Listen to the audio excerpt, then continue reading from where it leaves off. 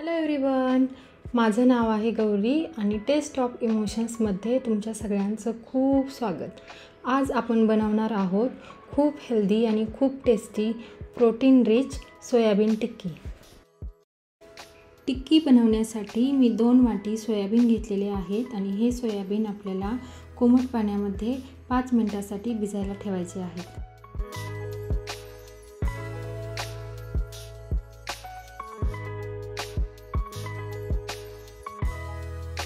5 minute झालेले आहेत आणि आता आपल्याला सोयाबीनमधलं अशा प्रकारे सगळं पाणी काढून घ्यायचं आहे।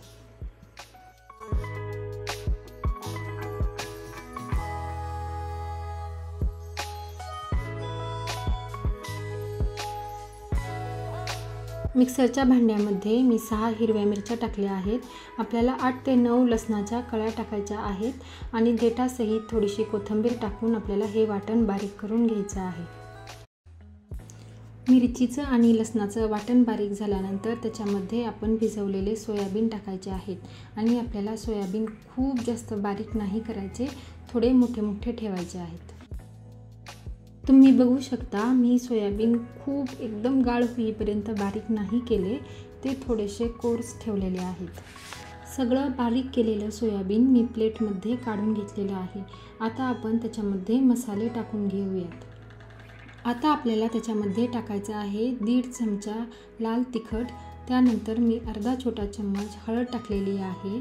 त्याच्यानंतर आपल्याला चवीसाठी मीठ टाकायचं आहे। एक मोठा बारीक चिरलेला कांदा टाकून घ्यायचा आहे। आता बाइंडिंगसाठी याच्यामध्ये आपण 2 मोठे चमचे बेसन पीठ टाकणार आहोत आणि हे सगळं आपल्याला व्यवस्थित मिक्स करून घ्यायचं आहे।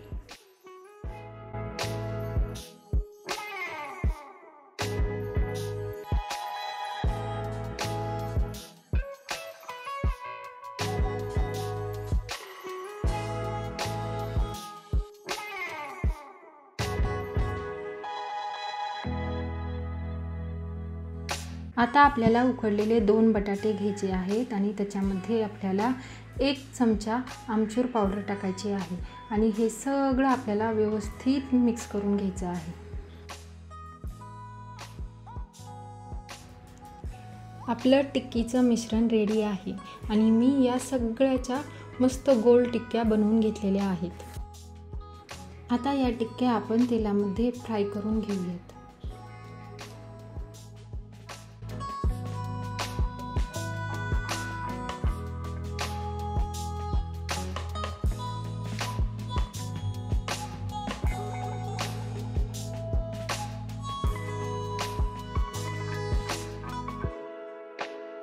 दोन्ही साइडनी छान गोल्डन ब्राउन होईपर्यंत आपल्याला टिक्की फ्राय करून घ्यायची आहे।